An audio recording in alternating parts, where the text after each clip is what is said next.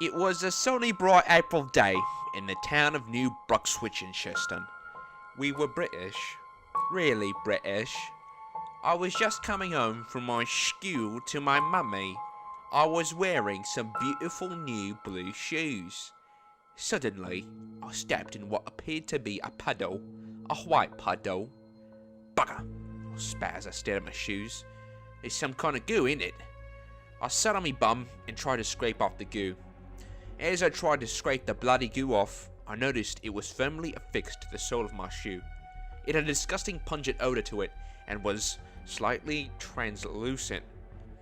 An old man, grizzled and with grey beard, walked by with his famous hunch and spoke. "Hey, boyo! You have some sort of goo on your bloody foot!" He shouted at me. He walked away. Wow, what an uneventful interaction. I still had the problem of the skunk on my shoe to deal with. Suddenly, it sounded as if the goo made a noise. Gooba. It mewed. Gooba goo. Not wanting me old mum to yell at me again, I decided to head home and deal with the old goo dilemma later. When I got home, my mom looked at me and screamed and pointed at me. "Blimey," she shouted. "You've late from school again, you knobhead," my dear mother spoke.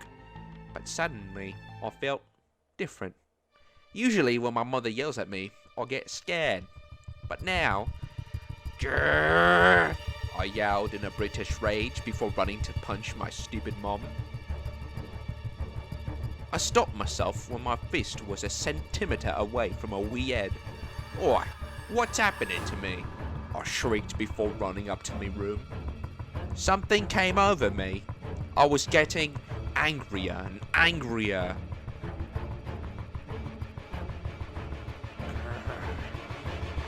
Gooba. I just can't help myself. My mom was downstairs in the kitchen, howling to father about what a rubbish boy I've been.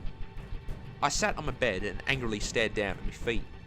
That's when I noticed that the little spot of white goo on my foot had grown, forming a little sock of sorts. "Goo bugger," I heard it whisper.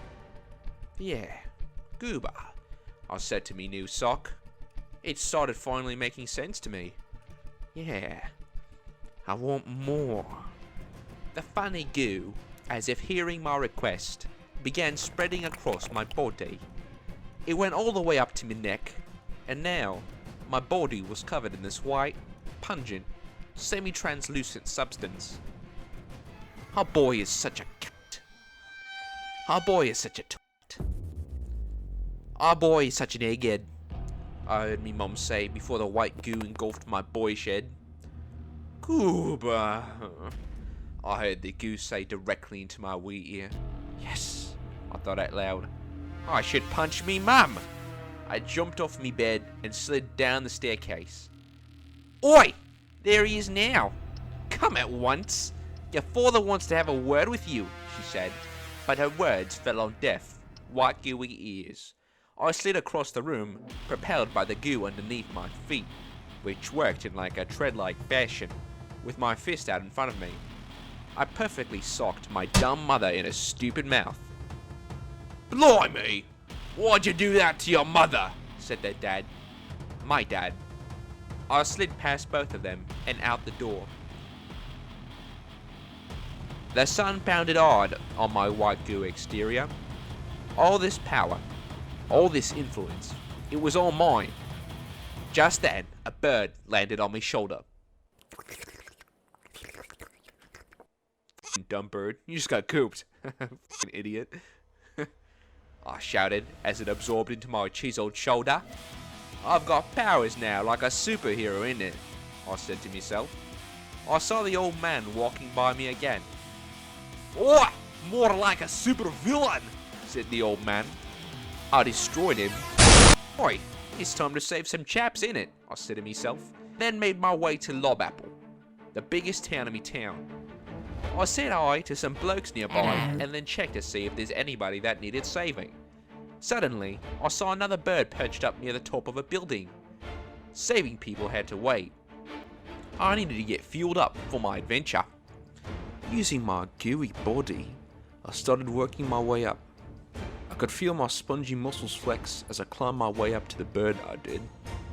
After a while, I grabbed onto a bad piece of wall or something because I lost my grip and came barreling down to the ground faster than you could say, skillet on a pillow. Ow. No. Well, I guess I learned my lesson.